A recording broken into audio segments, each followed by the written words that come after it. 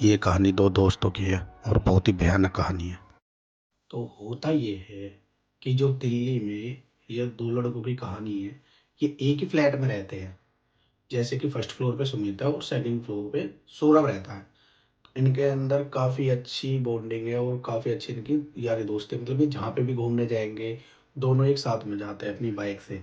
तो इनके ऐसे ही एक दिन प्लान बना कि यार अब काफ़ी दिन हो गए हैं, 6 महीने पहले घूमने के लिए गए थे, अब चलते हैं, अब मनाली घूमने के लिए चलते हैं।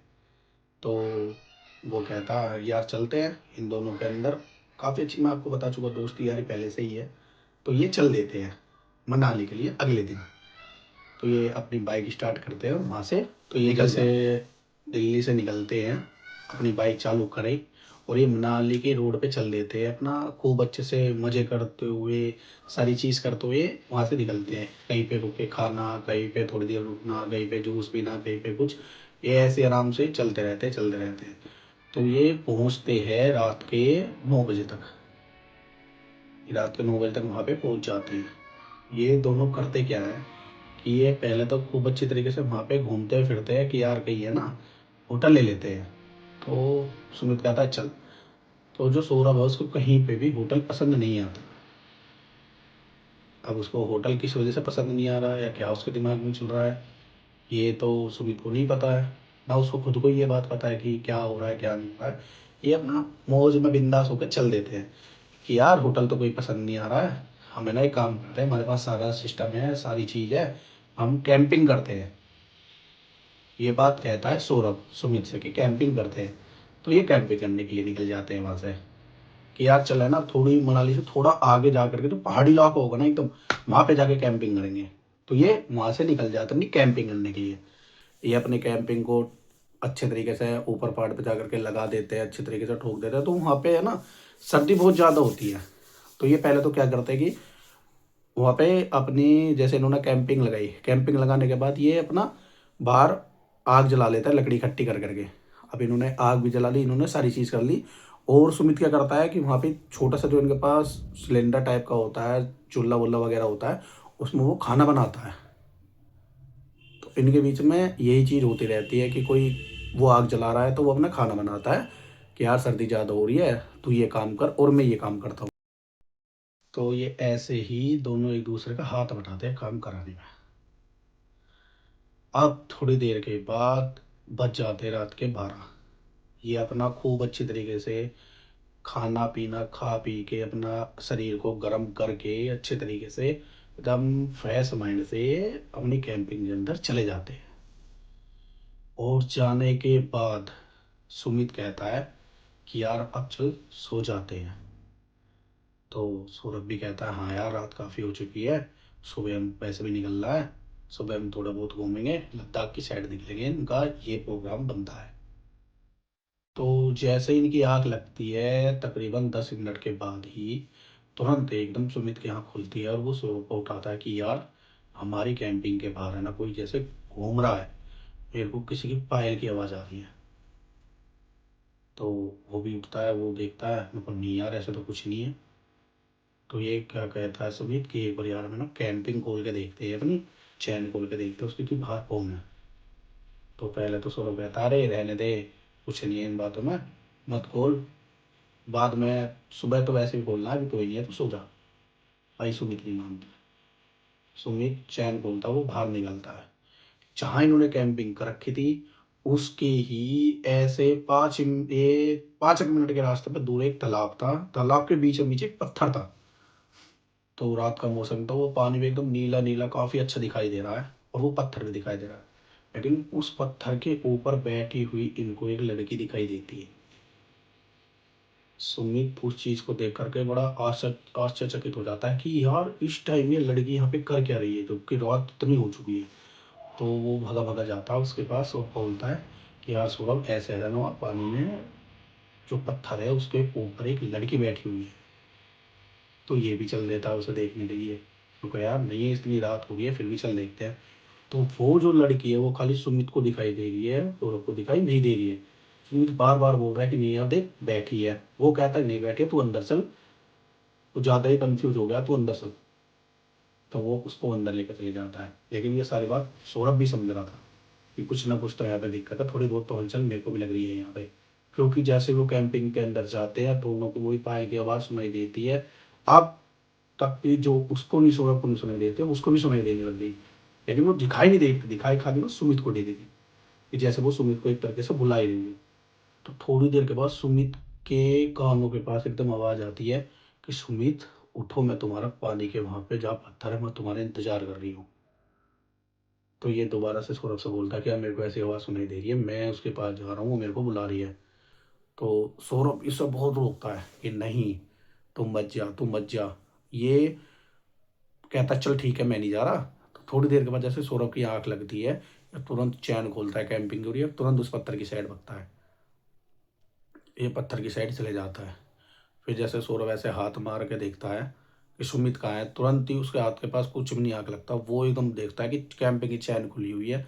वो जब भी अपना ऐसे सर पकड़ के बैठ गया वहाँ पे कि यार ये चले गया। अब वो पत्थर के पास जा रखा है और वहीं पे ही बैठा हुआ है पत्थर पे और बात कर रहा है। अब सौरभ जो है सोच रहा है कि यार ये बात कर तो कर किस तरह है, मेरे को कुछ दिखाई नहीं दे रही, लेकिन हाँ मेरे को ये जरूर महसूस हो रहा है कि यहाँ पे कोई है। तो वो उसको बहुत काफ़ी टाइम तक ऐसी हाथ वाथ चलाते हुए देखता है। तुरंत क्या होता है थोड़ी देर के बाद कि पत्थर जो है, पत्थर के नीचे एकदम सुमित को जैसे कोई खींच के लेके गया हो, और सौरभ बस उसको वहीं पे बैठे हुए देख रहा है। तुरंत एकदम सौरभ ने वहाँ पे भगना चालू करा। वो थोड़ा बहुत पानी के अंदर गया, उस पत्थर के पास गया, वहाँ पे कोई नहीं दिखा इनको, कोई भी सौरभ को दिखाई नहीं दिया वहाँ पे। ना वो लड़की दिखाई दी, ना सुमित, वो दिखाई दिया सुमित। सौरभ बहुत तेज से आवाज़ मारने लगा सुमित को कि सुमित सुमित सुमित, लेकिन सुमित तो जैसे कि बिल्कुल वहां से एकदम गायब ही है, दिखाई नहीं दे रहा। अब सुमित आ जाता बहुत ज़्यादा टेंशन में कि ये हुआ तो हुआ क्या। मैं रोक भी रहा था लेकिन ये रुका नहीं। तो वो थोड़ी और छानबीन करने लगता है, आवाज़ मारने लगता है। तो पानी के उस पार जो एक छोटा सा जंगल है, वहां से एकदम सुमित की आवाज़ आती है कि बचाओ ऐसे करके। तो तभी सौरभ वहां भगता है, देखता है कि सुमित की कोई ऐसे उल्टा पैर पकड़ करके उसको घसीटते हुए कोई लेके जा रहा है। और ये चीज देख करके भाई सौरभ वहीं रुक जाता है कि ये हुआ तो हो क्या रहा है इसके साथ। फिर वो यार यारी दोस्ती देखने के चक्कर में वो उसके पीछे भगना चालू कर देता है कि नहीं, मेरे को इसको है ना देख करके जरूर आना, अपने बचाना है। मैं वरना घर पे भी जाके क्या जवाब दूंगा, क्योंकि हमारे घर वालों को भी दोनों को ये बात पता है कि ये दोनों एक साथ गए हैं घूमने के लिए। तो वो उसके पीछे पीछे भगता है।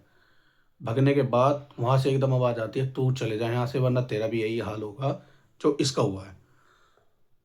तो वो बहुत ज़्यादा टेंशन में आ गया कि मैं करूँ तो करूँ क्या। फिर भी उसने भगकर एकदम सुमित के हाथ पकड़े, उसको रोका कि कहाँ जा रहा है अपने आप ही। तो सुमित की भी एकदम आवाज़ बदली और कहने लगा तेरे को क्या मतलब मेरे से, मैं कहीं पे भी जाऊँ कहीं पे भी घूमूं। तो भाई सौरभ तो ये बात सुन करके और भी ज़्यादा डर गया। अब वो लिटरली बिल्कुल ही ज़्यादा डर गया, हद से ज़्यादा। वो सोच रहा है कि मैं इसको बचाऊं या मैं खुद बचूं। लेकिन फिर भी यार एक दोस्त के नाते, फैमिली को जवाब देना था उसके नाते, वो उसको बचाने के लिए फिर एकदम करने लगता है। तो उसको याद आता है कि मेरी जेब में लाइटर पड़ा है, मैं एक बार है ना लाइटर जला के देखता हूँ। तो जैसे ही वो लाइटर जलाता है तुरंत सुमित का पैर नीचे, और फिर वो एकदम होश में भी आ जाता है। वो उससे बोलता है कि क्या हुआ, तू वहाँ क्यों जा रहा है। तो एकदम सुमित बोलता है कि भाग यहाँ से वरना हम दोनों मरेंगे। तो वो भागने लग जाता है। पानी के पास जैसे ही जाता है तुरंत से एकदम फिर वही चीज सुमित को फिर पकड़ते फिर खींच के लेकर जाती है। सुमित अब बोलता है कि भाई मेरे को बचा ले, भाई मेरे को बचा ले। वो बहुत देर चिल्ला भाई मेरे को बचा ले वरना नहीं तो ये मेरे को मार देगी, देखिए मेरे पास में खड़ी। लेकिन यार सौरभ को दिखाई ना दे। सौरभ ने फिर एक लकड़ी उठाई, थोड़ा बहुत उस पर कपड़े वपड़े जो पास में पड़े हुए थे उसको करा और लाइटर से आग जलाई और चारों तरफ को ऐसे घुमाने लगा। तो सुमित जैसे बचे भगे भगे गए कैंपिंग के पास, पहुंच गई आग जलाकर कैंपिंग के पास। कैंपिंग में जैसे घुसे अंदर जा करके सुमित ने बताया कि जो वो लड़की है उसका ऐसा तो मुंह रखा है, एकदम महुआ सा मुंह है उसका एकदम, और बिल्कुल ऐसा कर रखा है जैसे किसी ने खुरच रखा हो, बिल्कुल जैसे किसी ने एकदम जला के मार रखी हो। तो एक वो सारी उसका बात बताता। अब दोनों के दोनों बहुत काफी ज्यादा डर गए। बाहर से आवाज आ रही है कि बाहर निकल रहे हो या मैं तुमको जला दूं। वो कहते हैं दोनों कि हमको क्यों जला दो, कि मेरे को भी जलाया था, ये पत्थर देख रहे हो, मैं भी किसी के उसमें थी इंतजार में, यहाँ मेरे को इन्होंने सबने मिलकर जलाया था। उस बात को सुन करके भाई ये दोनों काफ़ी ज़्यादा काँप गए। तो सौरभ पूछता कि नहीं हम बाहर नहीं आएंगे, उनको तेरे को कोई बुलाना भी नहीं चाह रहा, जो सुमित है इसको बाहर भेज दे।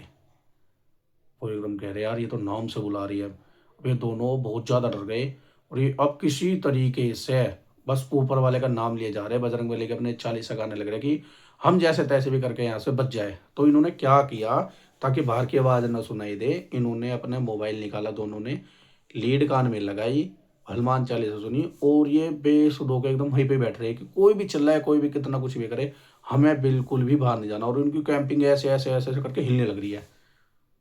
उसके बाद भी ये बाहर नहीं निकले।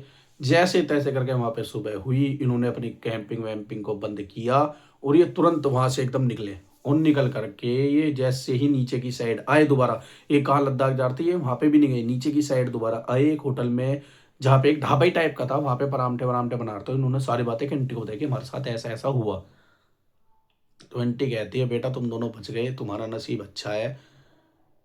यहाँ पे है ना, ये बहुत से कांड ऐसे हो चुके हैं, बहुत से मर भी चुके हैं यहाँ पे अभी तक। कोई गायब हो जाता है, कोई बच के आ जाता है, किसी किसी का नसीब होता है। देखो जो बचाने वाले होते हैं हमारे स्थानीय देवता होते हैं कि जो बचा लेते हैं, वरना चांस इतना है कि यहाँ पे बचने का कोई आसार नहीं रहता। तो ये दोनों ही चीज़ को समझते हैं और ये कहते हैं कि भाई अब हमें घूमना ही नहीं है, ना हमें मनाली घूमना, ना हमें कहीं घूमना। ये सीधा अपनी दिल्ली के साइड वापस निकल जाते हैं और अपनी ज़िंदगी खुशहाल बिताते हैं। इनका घूमने का, वहाँ पे कोई जाने का प्लान ही नहीं होता। कोई मनाली का नाम भी ले, एकदम टेंशन में सीधा मना ही कर देते हैं उनको, भाई मैं वहाँ पे जाना ही नहीं। और ना ये कभी जाते। आज की कहानी ये समाप्त हुई। प्लीज़ लाइक एंड सब्सक्राइब जरूर करें मेरे भाइयों।